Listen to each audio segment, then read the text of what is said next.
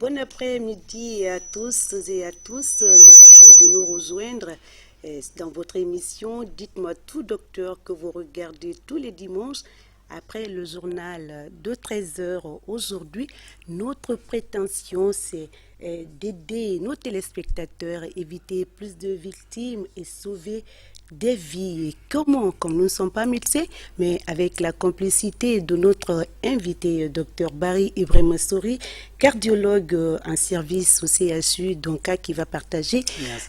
Niazine, j'allais dire, qui va partager les 55 minutes avec nous sur ce plateau. Encore une fois, mesdames et messieurs, bonsoir et bienvenue. Bonsoir, docteur. Merci d'avoir accepté notre invitation, de répondre à nos questions et à celles des téléspectateurs qui sera la deuxième manche de l'émission. Pour participer, donc, appelez au 622 58 93 60 90 73, excusez-moi. Mais en attendant la libre antenne, nous allons nous entretenir avec notre spécialiste du jour. Et nous revenons à vous, docteur Barry, juste après ceci.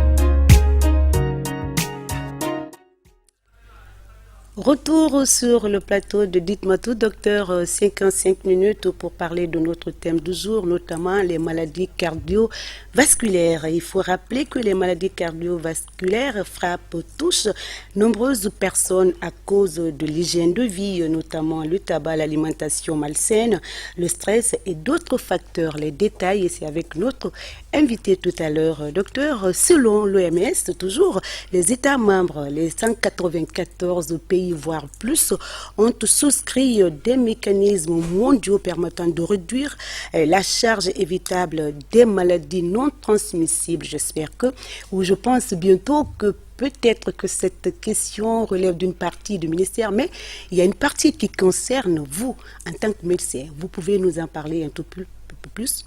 Merci bien, Madame Sissoko, Marie, de m'avoir invité sur ce beau plateau de la télévision de Coloma, donc pour animer cette émission. Par rapport à la question que vous venez de me poser, vous savez, normalement au niveau du ministère de la Santé, il existe une structure ou une cellule, voire même une division qui est chargée donc de la prévention et de la lutte contre les maladies chroniques, les maladies non transmissibles. Donc je pense, comme vous l'avez si bien dit, c'est aux éléments de cette structure de répondre sur la question par rapport aux mécanismes nationaux de lutte et de prévention, donc mis en place pour lutter de façon générale contre les maladies cardiovasculaires sur notre territoire en Guinée. Mais nous, en tant que cliniciens, en tant que praticiens hospitaliers, nous sommes tous les jours confrontés aux maladies cardiovasculaires. Donc, pour parler des maladies cardiovasculaires, oui, nous pouvons vous donner notre propre constat sur le terrain. Alors, dites-nous, parlez-nous en bref, ou vous allez nous enseigner sur les maladies, en tant que médecin, vous allez nous enseigner sur les maladies cardiovasculaires, y compris la définition et d'autres éléments. Mais nous allons vous demander tout à l'heure les symptômes, mais aussi les causes.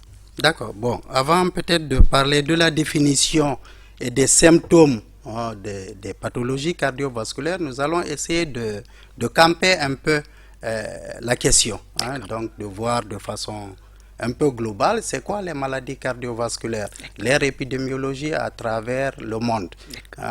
Aujourd'hui, il faut reconnaître que les maladies cardiovasculaires représentent un lourd fardeau mondial, 17 millions de décès, soit 30% des décès annuels dans le monde. Vous voyez combien de fois c'est important.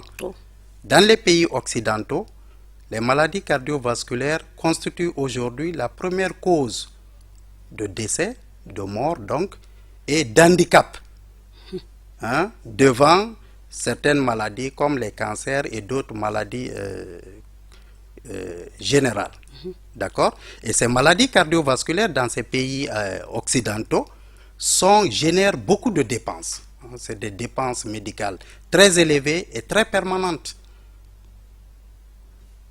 Dans les pays à côté, dans les pays en voie de développement, donc y compris la Guinée, bien sûr, ces dernières années, ces pays-là ont connu une transition épidémiologique, hein, qui s'est traduite donc par une régression des maladies transmissibles et une augmentation importante et permanente des maladies cardiovasculaires.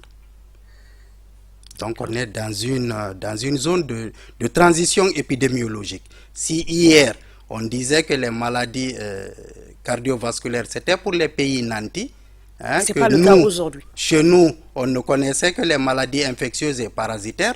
Aujourd'hui, force est de reconnaître que sur le terrain, ce n'est plus ça. Aujourd'hui, de plus en plus, la population est affectée par la maladie cardiovasculaire et rénale. D'accord? C'est ça aujourd'hui la réalité dans nos populations, dans nos pays. Et il faut dire qu'en Afrique, 17% des hospitalisations, 15 à 17% des hospitalisations adultes et 10 à 20% des décès en milieu hospitalier sont aujourd'hui imputables aux maladies cardiovasculaires. Pour vous dire combien de fois, c'est important. D'accord?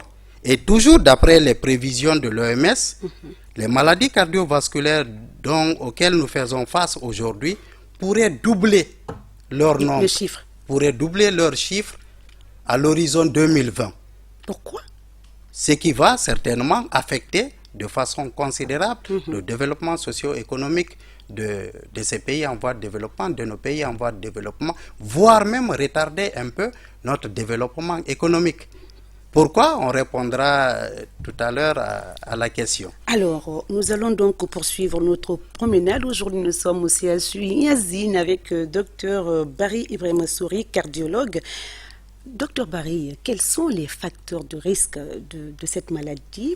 Et peut-il y avoir des personnes à risque, mais également des adolescents prédisposés à contracter cette maladie? Très bien, très belle question. D'abord, on va de façon grosso modo définir c'est quoi la maladie cardiovasculaire. Il faut dire que les maladies cardiovasculaires constituent un groupe de troubles qui affectent le cœur et les vaisseaux qui conduisent le sang. Donc les artères et les veines, en termes médicaux. D'accord? Donc c'est l'ensemble des troubles qui affectent le cœur et les tuyaux qui conduisent le sang et qui comprennent plusieurs groupes. Vous avez ce qu'on appelle les cardiopathies coronariennes. Ce sont les maladies qui affectent les tuyaux, donc qui envoient le sang vers le muscle cardiaque et le muscle cardiaque lui-même. Vous avez les maladies cérébrovasculaires, donc tout ce qui touche le cerveau et les vaisseaux qui conduisent le sang. Vous avez les maladies rhumatismales. Vous savez qu'en Guinée, on est dans une zone d'endémie de rhumatisme articulaire aigu, donc qui est responsable de beaucoup d'atteintes cardiaques qu'on appelle les valvulopathies rhumatismales. Vous avez le groupe des cardiopathies congénitales. Chez nous, comme ailleurs, il y a beaucoup d'enfants qui naissent avec des problèmes de cœur. Donc, dès la naissance déjà, ils ont un problème de cœur qu'il faut prendre en charge rapidement et le plus souvent sur le plan chirurgical. Vous avez le groupe des affections qu'on appelle les thromboses veineuses profondes et les embolies pulmonaires. Ce sont des maladies où vous avez une obstruction des tuyaux qui conduisent le sang par la formation donc d'un caillot qui va donc diminuer l'afflux de sang vers les tissus. On appelle ça la thrombose veineuse profonde ou l'embolie pulmonaire lorsque ça se passe au niveau des poumons. Donc vous avez un ensemble, vous avez beaucoup de pathologies cardiovasculaires. La liste, je vous ai dit là les grands groupes, mais la liste est loin d'être exhaustive. C'était donc pour permettre à nos téléspectateurs de comprendre quelles sont les maladies cardiovasculaires. Vous avez cité quelques-unes, mais avant de poursuivre, nous allons suivre l'élément de notre confrère du journal télévisé, Souri Kirade, et que l'élément qu'on va regarder tout à l'heure. Le service de neurologie de l'hôpital national Ignace Dine affiche un taux de fréquentation estimé à 100 malades par mois pour un total de 29 lits d'hospitalisation. Parmi les nombreuses pathologies prises en charge dans ce service, les accidents vasculaires cérébraux AVC. La maladie représente la première cause de décès dans cet hôpital et la première cause de handicap physique dans le pays. Les personnes âgées de 50 ans et plus sont les plus affectées. Fanta Kaba souffre de cette maladie. Côté gauche, me fait mal. 30,8% des décès à Ignace Dine sont dus aux accidents vasculaires cérébraux. Donc un malade sur 3 qui arrive dans cet hôpital meurt à cause de cette pathologie. Et il faut savoir que les patients qui arrivent au CHU, à mon avis, ne représentent que 20 à 30% des cas d'AVC. Les autres AVC sont gérés à l'intérieur du pays ou restent à la maison parce que tout simplement n'ont pas les moyens. Parmi les techniques utilisées pour la prise en charge de l'AVC, la réadaptation physique, encore appelée kinésithérapie. Selon les spécialistes, elle constitue 80% du traitement de l'accident vasculaire cérébral. Dans ce service, un seul infrarouge sert à calmer les douleurs et faciliter la circulation sanguine des patients. Nous travaillons dans les salles, sur les lits des malades, parce que les malades ne peuvent pas se déplacer. Alors, les lits sont un peu bas. Donc, normalement, on doit travailler sur une table qui est au niveau. Tu ne dois pas te courber pour travailler, sinon tu restes au niveau du malade et tu travailles. On se rend compte que vraiment à travers les déficits, il n'y a pas de produits pharmaceutiques qui peuvent vraiment enlever le déficit. C'est à travers les efforts physiques que les patients eux-mêmes, c'est-à-dire avec leur volonté, vraiment qu'on parvient à avoir une récupération soit partielle ou bien une récupération totale. C'est quelque chose qu'on devrait enseigner, au moins donner des notions de base à tout un chacun. Le séjour des patients dans le service de neurologie de l'hôpital Ignace Dine est passé de 3 mois il y a quelques années à 2 semaines aujourd'hui. L'un des défis du service consiste à éviter les cas de récidive de la maladie. Tant que les gens vont continuer à payer eux-mêmes leurs médicaments, nous allons avoir des récidives. Si on prend par exemple le patient, le cas le plus classique, c'est quelqu'un qui a fait un AVC de type ischémique au cours d'une hypertension artérielle par exemple et qui a de l'athérosclérose. Quand il sort, au moins il a 3 médicaments à prendre au minimum. Un traitement contre la tension, un traitement anti-agrégant plaquettaire et une statine. Au minimum, il a 500 000 de traitements à payer. Et donc, par mois. Donc, s'il n'arrive pas à les payer, donc il ne prend plus ses médicaments. Et donc, il va y avoir des récidives. L'AVC, accident vasculaire cérébral, reste un problème de santé publique en Guinée. La réussite du combat contre la maladie passe par l'amélioration de ses conditions de prise en charge dans le pays. Le service de neurologie de l'hôpital Ignace Dine, premier service de traitement de la pathologie du pays, entend améliorer les performances déjà obtenues dans ce combat. Alors, docteur, vous avez regardé l'élément de notre confrère du journal télévisé sur les maladies cardiovasculaires. Un petit résumé par rapport à ce que vous venez de regarder tout à l'heure. Merci bien, Madame Sissoko. Je vous dirais que je suis très touché de voir cet élément très intéressant donc, qui repasse notre vécu au quotidien. Et je suis davantage content de voir notre cher professeur, le professeur Fodé Abbas Cissé et son équipe. Et c'est pour moi une occasion donc de saluer tout le beau travail qu'ils font au sein de l'hôpital Ignace Dine et du service de neurologie en particulier dans la prise en charge des affections cardiovasculaires en général et neurologiques en particulier. Voilà. Si je comprends bien, le service cardiologie et neurologie sont complémentaires, mais ne sont pas les mêmes services, mais quand même quelque part sont complémentaires, n'est-ce pas? Absolument, nous travaillons beaucoup ensemble. Nous travaillons beaucoup ensemble sur les AVC parce que vous savez, les AVC connaissent plusieurs causes. Et parmi ces causes-là, vous avez les AVC d'origine cardio-embolique, avec les accidents vasculaires cérébraux, dont la raison, la cause, viendrait du cœur. Donc, au quotidien, nous travaillons avec le professeur Fodé Abbas Cissé et son équipe, et donc pour le bien-être des patients dans notre structure. Et pour revenir à la question que vous m'avez posée tout à l'heure avant l'élément, les facteurs de risque cardiovasculaire, oui, ils existent. Et très souvent, il n'y a presque pas, si on peut se permettre de le dire, il n'y a pas de cardiopathie en général sans facteur de risque, en dehors bien sûr des cardiopathies congénitales. Tout à l'heure, je vous disais que des enfants pouvaient naître avec des problèmes de cœur. Complications. D'accord. Mais en dehors de ça, généralement, devant ou derrière les cardiopathies, vous avez ce qu'on appelle les facteurs de risque cardiovasculaire. Les facteurs de risque cardiovasculaire, c'est le propre de la cardiologie, c'est le propre de la neurologie, c'est le propre de la néphrologie, c'est le propre généralement des services de médecine. On les retrouve un peu partout. Vous avez les facteurs de risque cardiovasculaire non modifiables, comme leur nom l'indique, on ne peut pas les changer. Ils sont tels qu'ils sont. Vous avez l'âge, généralement. Donc, lorsque l'homme dépasse, l'homme en tant qu'homme, bien sûr, l'homme au masculin. Homme-femme, oui. Voilà. Grand âge. Non, l'homme grand âge. Lorsque l'homme dépasse 45 ans, son âge devient un facteur de risque cardiovasculaire pour lui. Lorsque la femme dépasse 55 ans, 65 ans, atteint 55, 65 ans, l'âge devient un facteur de risque cardiovasculaire chez la femme. Vous me direz, pourquoi pas avant? Oui. Pourquoi pas avant? Parce que avant, pendant la jeunesse, l'âge de la procréation, la femme est protégée par les hormones de la féminité. D'accord? Mais après la ménopause, l'âge devient un facteur de risque cardiovasculaire il y a pour la plus femme. de poids, oui. D'accord? Oui. Voilà, parce qu'il y a plusieurs Plus de facteurs perturbations hormonales tout qui ça. interviennent à plusieurs niveaux au sein de l'organisme de la femme. Donc, on a parlé de l'âge. Vous avez le sexe. Le fait d'être un homme expose plus l'homme à développer des événements cardiovasculaires que la femme. Alors, expliquez-nous comment. Oui, tout simplement parce que peut-être l'homme est un peu plus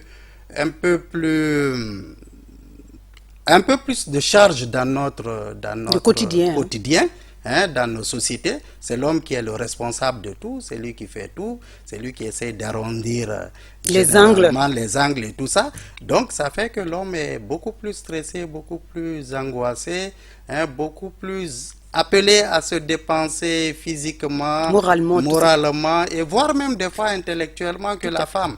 Donc c'est en ce sens que le fait d'être un homme représenterait un facteur de risque de plus pour l'homme lui-même. Et vous avez un troisième élément des facteurs de risque non modifiables, c'est l'hérédité. Lorsqu'on a hérité ou on est issu d'une famille où le papa ou la maman avaient des problèmes ou ont des problèmes de cardiologie, force est de dire qu'à un certain âge, les enfants aussi vont développer ces problèmes-là. Surtout lorsqu'il s'agit des problèmes des cardiopathies coronariennes. Donc vous avez trois facteurs de risque non modifiables. C'est l'âge, c'est le sexe masculin et c'est l'hérédité des maladies coronariennes. À côté, vous avez le grand groupe des facteurs de risque modifiables, à la tête desquels vous avez l'hypertension artérielle, que tout le monde connaît. Vous avez le diabète. Vous avez la sédentarité, le fait de ne pas bouger. L'obésité, le surpoids, l'obésité. Vous avez le tabagisme. Le tabagisme est devenu de nos jours un facteur très important, surtout également chez les sujets jeunes. Vous avez l'alcool. Vous avez l'hypercholestérolémie, la présence de graisse dans les tuyaux qui conduisent le sang, qui peut donc amener à boucher les tuyaux. Vous avez d'autres facteurs qui sont aussi des facteurs biologiques. Il y a aussi le stress. De nos jours, le stress est devenu un facteur de risque très important. Vous conviendrez avec moi que chacun de nous est un peu stressé à la maison, au service, mais il faut savoir le gérer. Il ne faut jamais se laisser aller par le stress. C'est exact. Alors, docteur, vous avez parlé tout à l'heure des femmes, les hommes qui peuvent développer des facteurs de risque, mais moi je veux savoir, les maladies cardiovasculaires féminines restent très méconnues. Est-ce déjà vrai? Et si c'est le cas, est-ce que vous avez plus de femmes dans le CHU Yazine, dans vos services cardiologiques, où il y a plus d'hommes que vous? Alors, vous avez plus d'hommes que de femmes? Alors, il faut quand même de façon globale dire que les maladies cardiovasculaires touchent autant les hommes que les femmes. D'accord? Parce que les facteurs de risque dont je vous ai parlé ne font pas de ségrégation généralement en dehors du seul facteur de risque non modifiable qui est le sexe masculin. Tous les autres facteurs de risque sont communs à l'homme et à la femme. Mais quand vous rentrez dans les pathologies que nous rencontrons dans tous les jours. Il y a des pathologies quand même qui sont un peu l'apanage de la femme. Par exemple, en cardiologie, quand vous prenez la cardiomyopathie du péripartum, c'est une affection qui affecte la femme pendant la grossesse, les 3 derniers mois de la grossesse, ou les 6 mois qui suivent l'accouchement, et donc on ne voit que chez la femme. Et bien sûr, derrière, il y a plusieurs facteurs qui peuvent donc entraîner cette pathologie-là. Vous avez les valvulopathies. Souvent, vous avez des valvulopathies, les maladies qui sont dues au rhumatisme articulaire aigu. Vous avez des valvulopathies à prédominance masculine ou à prédominance féminine. Mais dans tous les cas, qu'elles soient à prédominance masculine ou féminine, elles touchent les deux sexes. Si vous prenez l'hypertension artérielle, qui est la pathologie cardiovasculaire la plus répandue au monde, elle touche tous les sexes. Il n'y a pas de distinction de sexe et d'âge. Donc, une fois encore, ces maladies cardiovasculaires intéressent tout le monde. Des sujets jeunes aux sujets moins jeunes, aux sujets adultes, voire les sujets du 3e âge. Et c'est encore plus prépondérant pour les personnes, bien sûr, du 3e âge. Bien sûr. Alors, nous allons parler et toucher la prise en charge dans le service cardiologique. Comment ça se passe? Alors, la prise en charge au niveau du service de cardiologie de l'hôpital Ignace Dine, c'est un peu comme la prise en charge un peu partout, à Ignace Dine, dans les autres services et aussi dans nos structures hospitalières, au niveau CHU. Donc, comment ça se passe? Souvent, les malades, ils arrivent soit pour la première fois, ils sont à leur premier contact, ils arrivent pour une consultation cardiologique. Donc, ils prennent le ticket à la porte, ils arrivent au niveau du service de cardiologie. Ils se font enregistrer. On les examine, on fait un examen clinique comme partout ailleurs. On fait inspection, palpation, percussion, auscultation. Mais en cardiologie, le temps de l'auscultation est très important. Donc, on porte notre stéto et on ausculte pour écouter, chercher des bruits inhabituels. On va prendre la pression artérielle dans les conditions requises. Et après, le malade, on lui fait faire un électrocardiogramme. Et depuis quelque temps, on a la possibilité de faire de l'échographie à nos malades. Donc, c'est après tout ça que nous nous orientons vers un diagnostic précis et que nous prescrivons des médicaments.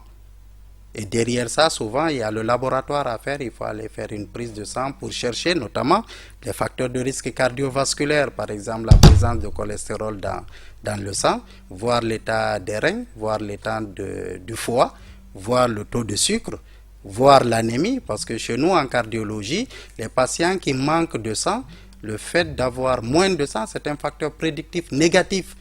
C'est un facteur qui peut influencer négativement l'évolution des maladies en cardiologie en général. Donc, on a toujours besoin de faire un petit bilan pour explorer le terrain du patient. Et ensuite, donc, les médicaments vont suivre au fur et à mesure que le patient fait des examens. Parce qu'aujourd'hui, il faut reconnaître que la force de la médecine, c'est l'imagerie. C'est vrai, à partir de la clinique, déjà, on peut suspecter beaucoup de choses. On peut déjà faire un début de traitement. Mais si on veut être complet, dans la prise en charge, il faut aller vers l'imagerie. Donc, nous nous appuyons beaucoup sur l'imagerie. L'imagerie IRM, Non, l'imagerie, ce n'est pas l'IRM seulement. L'imagerie, on va de l'imagerie la plus simple. Dans le service cardiologique, vous n'en avez pas.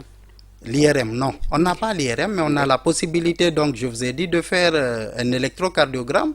Ça, c'est systématique pour tous les patients qui arrivent en cardiologie. On fait de l'échographie. On a la possibilité de faire la radiographie pulmonaire dans l'enceinte de l'hôpital. Et maintenant, quand il s'agit de faire de l'imagerie à un niveau un peu plus élevé, comme le scanner, comme l'IRM, nous nous rapportons à d'autres structures. D'accord. Alors, dans le reportage tout à l'heure, le professeur a parlé du traitement qui coûte excessivement cher. Et si le patient n'est pas en mesure, il change sa stratégie, il va sur le marché pour s'en procurer. Alors, comment est-ce que, quelle lecture faites-vous par rapport à cela? Il faut dire, je l'ai dit tout à l'heure en introduction, que dans les pays occidentaux, et c'est valable pour nos pays, les dépenses liées à la prise en charge des maladies cardiovasculaires sont énormes. Ailleurs, par exemple, en France, c'est 10% des dépenses totales de prise en charge médicale. 10% des dépenses totales de prise en charge médicale sont des dépenses dues aux maladies cardiovasculaires. Ça coûte cher. Puisque c'est des maladies, très souvent, c'est des maladies à vie. Et le traitement, c'est un traitement pour la vie. C'est pour la vie, hein. Donc, c'est pas un traitement minute, c'est pas un traitement comme si on avait, par exemple, un accès palus, on prend une boîte d'antipaludéens et c'est passé, c'est fini. Quand on a une maladie cardiovasculaire, très souvent, je dis bien très souvent, on la traite à vie. Le traitement médical est à vie. Et tenez-vous bien qu'à un certain moment, le traitement médical ne suffit plus. Parce que l'organisme finit par s'habituer aux médicaments et à un certain moment, l'organisme devient réfractaire au traitement médical. En ce moment-là, c'est la chirurgie qu'il faut, c'est la transplantation cardiaque. Mais il n'y a pas que le traitement médical. Il y a en cardiologie beaucoup de possibilités de prise en charge des patients. Vous avez le simple régime alimentaire d'abord, que nous conseillons beaucoup aux patients, qui viennent toujours à la tête de nos prescriptions. Le régime médical, pauvre en sel, pauvre en graisse, riche en fruits et légumes pour les patients qui ne sont pas diabétiques. L'activité physique, il faut marcher régulièrement, éviter d'être sédentaire, éviter de consommer les toxiques. Ça, c'est notre première arme, le régime hygiéno-diététique. La deuxième arme, c'est les médicaments. Il y en a beaucoup. En cardiologie, les médicaments, ça sort tous les jours. Les officines, les firmes pharmaceutiques travaillent énormément sur les produits pharmaceutiques. Sur le marché guinéen, on en a beaucoup. D'accord? Alors, et donc, et très souvent, le traitement médical, il n'est pas seul. Ce n'est pas une seule molécule. C'est une combinaison de médicaments. C'est ce que le professeur disait tout à l'heure. Quand un patient, par exemple, vient pour une hypertension artérielle à notre consultation, on ne fait pas que baisser ses chiffres tensionnels simplement. Il faut baisser les chiffres tensionnels, mais il faut aussi traiter tous les autres facteurs de risque qui tournent autour de cette hypertension. Il faut protéger les organes, il faut protéger le cerveau, il faut protéger le cœur, il faut protéger les reins. Donc, il faut traiter les autres facteurs de risque et les comorbidités qui sont associés à cette hypertension. Parce que si vous donnez simplement un médicament pour baisser la tension, vous verrez qu'au bout de quelques semaines, voire quelques jours ou quelques semaines, vous ne serez pas efficace. Il faut faire une prise en charge globale, intégrant la baisse des chiffres tensionnels et la prise en charge des autres facteurs de risque et comorbidités associés. C'est seulement par ce biais-là qu'on peut être efficace dans la prise en charge, par exemple, de l'hypertension artérielle. Et donc, ça passe par des lignes de thérapeutiques. On est obligé de prescrire 1, 2, voire 3 médicaments. Et souvent, on fait des associations qui se potentialisent, qui ne s'opposent pas, mais qui se potentialisent au contraire, qui vont tous concourir donc à améliorer la qualité de vie du patient.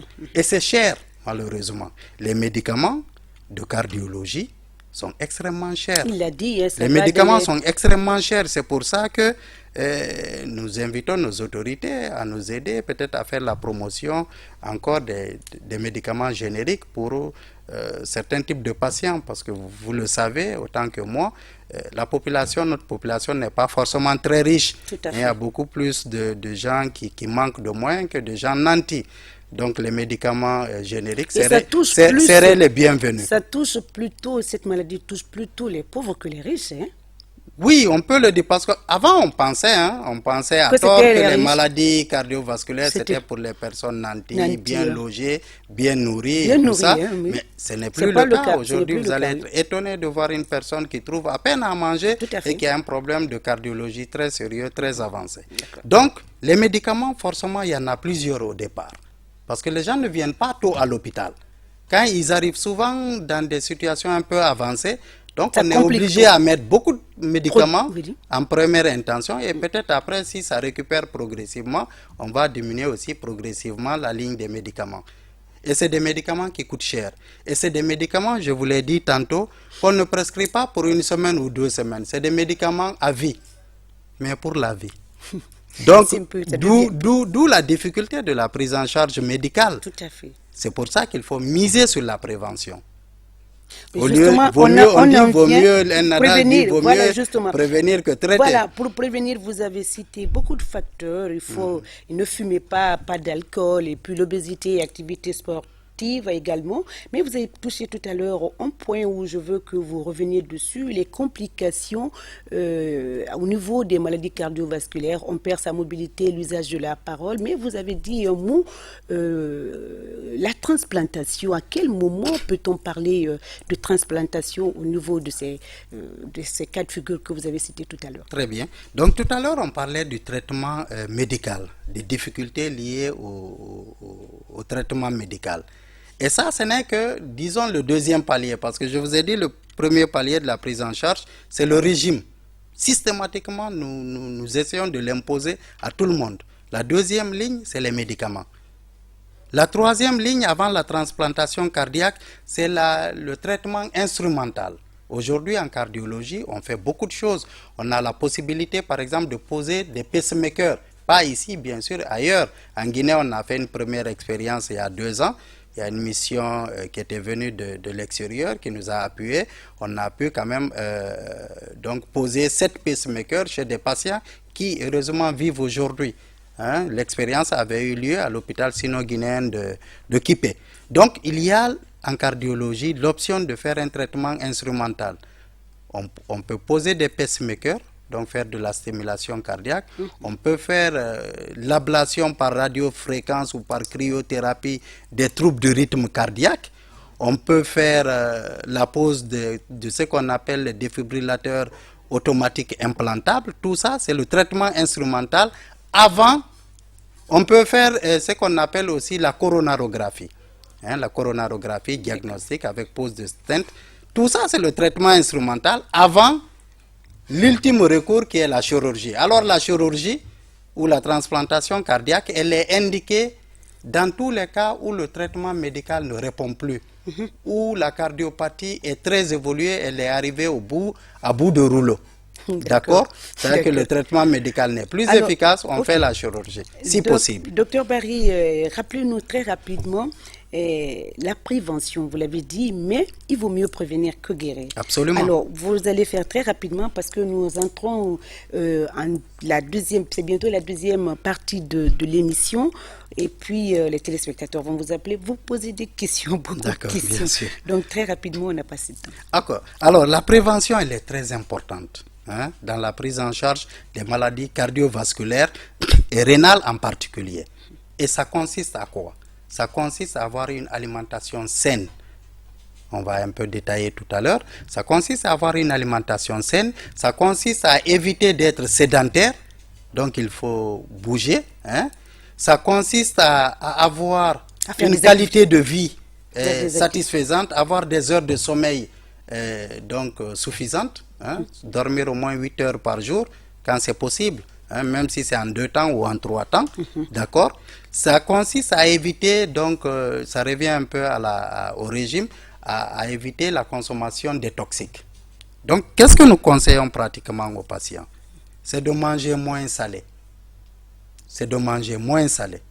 Toujours moins salé. Surtout pour les patients encore, en général, hein, pour tout le monde. Dans le cadre de la prévention et en particulier pour les patients qui ont déjà un problème d'hypertension ou de cardiopathie. C'est de manger moins salé, d'éviter les bouillons.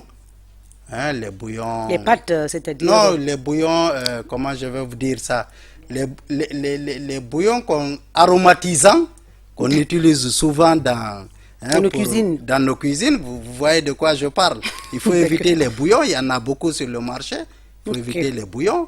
Hein? C'est plein de graisse, c'est plein de... C'est plein de sel, c'est des quantités faramineuses de sel que ça bouillons, contient. Oui, les bouillons. Oui, voilà, on ne cite pas ici, on ne cite pas, exactement. Donc il faut manger moins salé, il faut surtout éviter les bouillons, hein? Il faut éviter la graisse, donc tout ce qui est gras, surtout la graisse d'origine animale, il faut par précaution éviter de consommer beaucoup de sucre, notamment les boissons sucrées, il faut éviter les toxiques, donc l'abus de café, de tabac, de l'alcool, la cocaïne, je n'en parle pas, d'accord. Donc il faut manger plutôt beaucoup de fruits et légumes. Hein? Nous sommes dans un pays où il y a beaucoup de fruits et légumes, beaucoup de fruits, donc il faut en consommer suffisamment. D'accord? Oui. Et puis voilà. Hein, c'est la première ligne Alors, pour traiter et pour prévenir. D'accord. En tout cas, le message est bien parti. Avant notre prochain appel, quand vous donniez des explications, le téléphone sonnait. Moi, je voulais savoir, docteur, vous avez dit que ça va dans le service cardiologique, mais nous constatons, nous observons qu'il y a beaucoup d'évacuations dans d'autres pays de la sous-région. Qu'est-ce qui manque exactement chez nous? Donc, avant de répondre à cette question, on va prendre cet appel d'abord. Allô? 25 41 93 95. Allô? C'est parti. Nous observons beaucoup d'évacuations dans la sous-région. Pourquoi? Qu'est-ce qui manque dans le service cardiologie? Bon, dans le service de cardiologie, c'est vrai, beaucoup d'efforts ont été déployés pour élever le niveau de prise en charge des patients. Mais force est de reconnaître qu'il y a encore des besoins importants en matière d'équipement du service, en matière de formation du personnel médical que nous sommes et du personnel paramédical. D'accord? Si je veux parler des infirmiers, des aides-soignants et tout ça. D'accord? Donc, le problème des évacuations nombreuses et incontrôlées que nous vivons au quotidien, certainement avec vous, vers l'étranger, c'est multifactoriel. C'est un peu dur. Docteur, oui. c'est pas pour vous couper. Les téléspectateurs vous appellent et... Allô? Allô? Allô? Allô? Oui, allô? Oui, bonjour monsieur, bonsoir. Hein. Ça dépend où vous vous trouvez. Comment vous appelez, d'où vous nous appelez?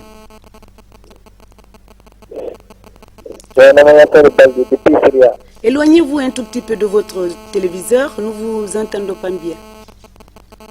Comment vous appelez, d'où vous nous appelez? D'accord,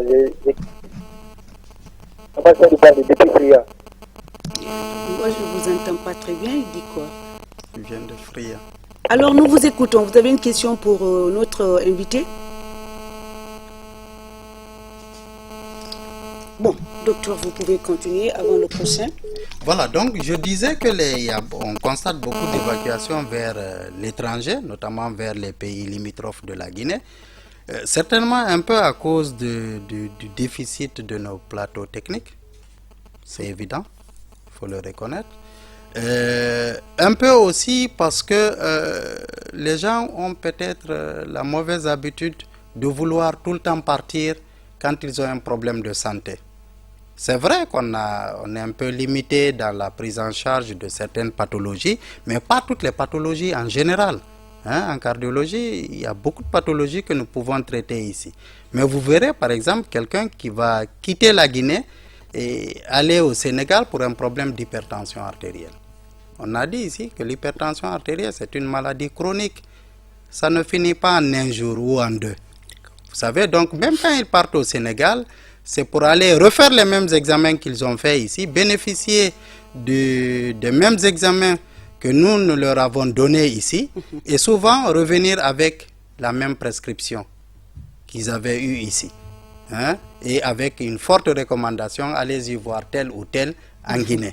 Nous, c'est un peu gênant pour nous parce qu'on a des collègues là-bas avec lesquels on a étudié, qui ont le même niveau que nous, et qui tout le temps, quand on les rencontre dans les congrès et ailleurs, nous disent, mais on ne vous comprend pas, vous êtes au pays, et les gens continuent encore à venir nous voir pour des petits problèmes.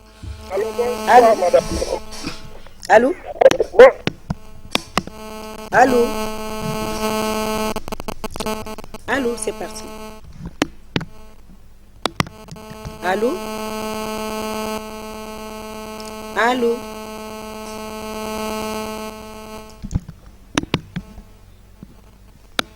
Allô? Allô? Allô? Allô? Allô? Oui.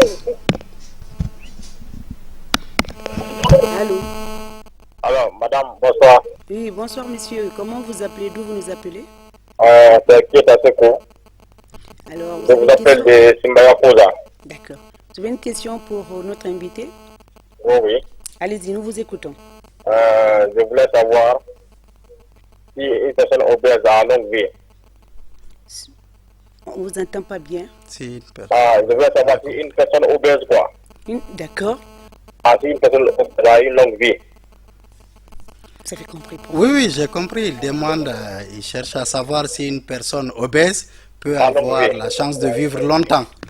Hein, n'est-ce pas? Et je pense que oui, bien sûr, une personne qui est obèse peut avoir la chance de vivre assez longtemps. Mais il peut capitaliser cette chance-là en essayant d'inverser son obésité. D'accord? En essayant donc de perdre du poids, un peu de poids. Et cela passe forcément par un régime alimentaire équilibré, pauvre en graisse, riche en fruits et légumes, et par l'activité physique. Cette personne-là, obèse-là, elle doit se mobiliser, elle doit marcher. Ce qui est recommandé, c'est de marcher ou d'avoir une activité physique régulière d'au moins 30 minutes par séance et au moins 3 séances par semaine.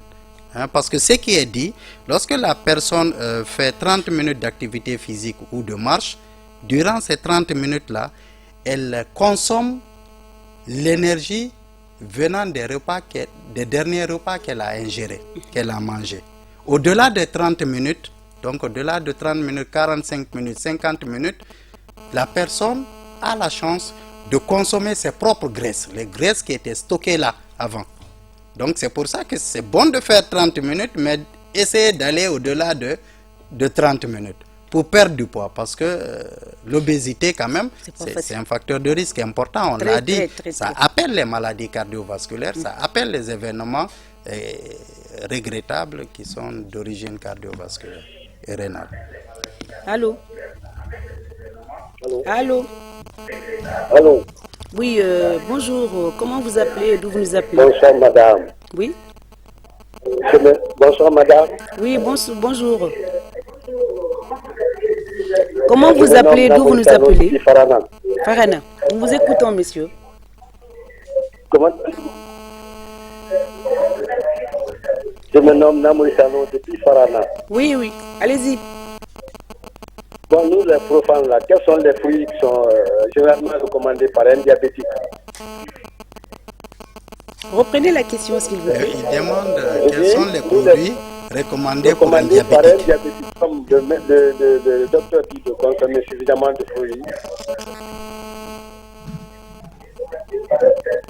Alors, je ne sais pas si j'ai entièrement compris la question, mais j'ai cru entendre quels sont les produits qui sont recommandés pour un diabétique. Alors, pour le diabétique, ce que je peux dire, c'est deux choses. La première chose, c'est qu'il faut diminuer la consommation des sucres. La deuxième chose, il faut aller voir un spécialiste, un médecin. Il ne faut jamais prendre n'importe quel médicament sans avoir consulté un médecin. Spécialiste. Voilà. C'est ça. Docteur, avant un autre appel, moi je voulais savoir les chiffres. Est-ce qu'on peut avoir les statistiques dans le centre cardiologique CHU? Alors, bon. Non. Par rapport, non, si, on peut peut-être dire un mot. Les statistiques sont un peu disparates selon les services. Malheureusement, on n'a pas de statistiques groupées. Mais je peux déjà vous dire que dans notre structure, les maladies cardiovasculaires représentent environ 14,3% des motifs d'hospitalisation dans notre structure. Et c'est un peu la moyenne de la sous-région.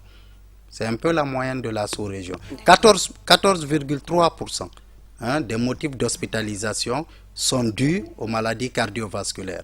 Et parmi ces 14%, 52% sont dus à l'hypertension artérielle, suivi des valvulopathies. Je vous parlais des valvulopathies dues au rhumatisme articulaire aigu, qui sont des maladies acquises, donc qui sont cotées à environ 15%, et les autres pathologies, les myocardiopathies, à 11 ou 12%. Allô? Allô? Allô? Oui, allô? Bonjour. Bonjour madame. Comment vous appelez? D'où vous nous appelez? Allô? Oui. Comment vous appelez, monsieur? Je m'appelle Amadou Diallo. Oui, parlez un peu plus rapidement, on n'a plus de temps. Et vous avez une question pour notre invité? Vous êtes là? Alors, allô? Allô? Oui, bonjour monsieur, bonsoir. Comment vous appelez, d'où vous nous appelez? Allô? C'est parti également. Docteur, vous allez faire passer un message si vous en avez déjà, et puis à l'endroit des patients, des téléspectateurs, mais également à l'autorité compétente. Très bien. Le message est le suivant. D'abord à l'endroit de la population, hein, c'est d'observer des mesures de prévention, d'améliorer ce que nous mangeons, d'essayer de manger beaucoup plus naturel, d'éviter les aliments qui sont généralement synthétiques, hein, d'éviter de consommer beaucoup de sel, d'éviter les aliments gras, de s'orienter beaucoup plus vers les fruits et légumes, pas très mûrs, un peu verts, hein, pour prendre des fibres, d'accord, d'avoir des heures de sommeil suffisantes, hein, quand c'est possible, d'accord, d'essayer d'être moins stressé que possible, d'accord, de gérer son stress, d'éviter les toxiques, le tabac et autres, parce qu'aujourd'hui, la plupart des crises cardiaques chez les sujets jeunes, la cause c'est le tabac. Donc il faut éviter le tabac. Le tabac est néfaste, il faut éviter le tabac. Il faut avoir des activités physiques régulières, il faut pratiquer le sport. En pratiquant le sport, on se préserve des maladies cardiovasculaires en général. À côté de ça, il faut consulter au moindre signe. Hein, très souvent, lorsque les gens sont essoufflés, qu'ils ont des palpitations, qu'ils ont une douleur dans la poitrine, il ne faut pas se contenter de faire de l'automédication. Ou alors de s'orienter vers le traitement traditionnel le plus souvent incontrôlé. Il faut aller vers une structure médicale et voir un médecin. D'accord? C'est ce qui pourrait donc nous aider. Au personnel médical, c'est de sensibiliser davantage la population, donc en essayant d'avoir du temps pour les patients à la consultation, pour leur parler de leur diagnostic. Il faut clairement dire aux gens ce dont ils souffrent. Ce n'est pas le médecin qui est responsable de leur maladie. Il a pour charge d'aider à guérir le patient quand c'est possible. Donc si le médecin a constaté un diagnostic, quelle que soit la gravité du diagnostic, il faut le dire avec tact au patient ou à son entourage. Ça éviterait beaucoup de problèmes et peut-être même ça réduirait un peu les tentatives d'évacuation. D'accord? Donc les médecins ont une obligation de résultat vis-à-vis des patients. Obligation d'éducation en passant par les médias, comme on le fait maintenant, pour informer, sensibiliser la population sur le danger des maladies en général et des maladies cardiovasculaires en particulier, qui sont aujourd'hui notre quotidien. D'accord. On va prendre cet appel, docteur, avant de continuer. Allô? Allô? Oui, allô? Oui, allô, bonjour. Oui, bonjour, monsieur. Comment vous appelez? Bonjour, madame. Je m'appelle Sidiki, je vous appelle depuis la France. D'accord, nous vous écoutons, monsieur Sidiki. Vous avez une question pour Merci beaucoup. Madame, c'est une émission vraiment très importante. Ce monsieur, vraiment, le médecin qui est en face de nous, de l'écran, il m'a vraiment convaincu. Moi, j'aimerais vraiment, s'il vous plaît, encore vraiment refaire ce genre d'émission pour voir... pour faire montrer aux Guinéens comment il faut se comporter, qu'est-ce qu'il faut manger, qu'est-ce qu'il ne faut pas manger. Vraiment, je remercie sincèrement ce médecin. Vraiment, même si je ne le connais pas, c'est ma première fois de le voir sur l'écran. Moi, il m'a convaincu vraiment. Parce qu'il a, en fait, il a souligné quelque chose tout à l'heure que les Guinéens quittent deux fois en Guinée pour aller... au Sénégal se soigner, c'est pas que les Guinéens, en fait, les Guinéens n'ont plus confiance aux médecins guinéens.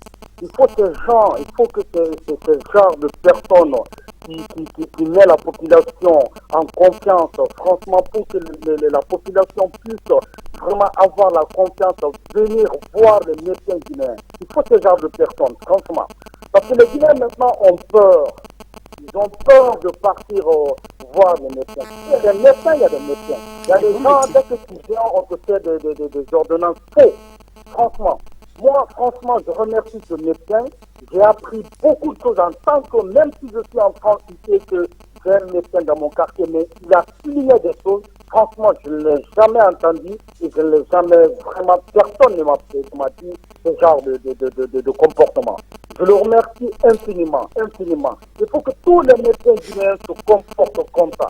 Il faut que tous les médecins guinéens se disent vraiment que quand il y a un patient devant eux, et que c'est leurs frères, leurs sœurs et leurs parents, merci vraiment, messieurs. Je vous remercie infiniment et que le tout puissant vous protège. Merci. Merci à vous également, monsieur Sidiki, depuis la France. Alors, c'est gentil de sa part. C'est vraiment gentil. Docteur Barry, il vous a vraiment félicité. Mais comme c'est la première fois, il tombe sur cette émission, c'est tous les dimanches. Après le journal de 13h et après, juste au jour maintenant, après le journal du sport également.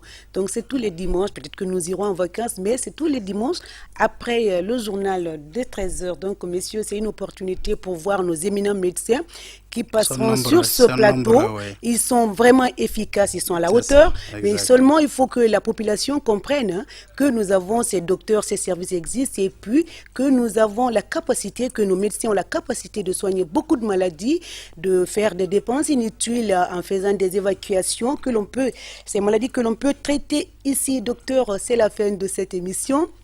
Je rappelle, chers téléspectateurs, que nous étions avec Dr Ibrahim Sori Barry, cardiologue en service au CHU, donc qui a partagé je m'excuse, rectificatif, qui a partagé nos 55 minutes pour parler de notre thème du jour, les maladies cardiovasculaires en général.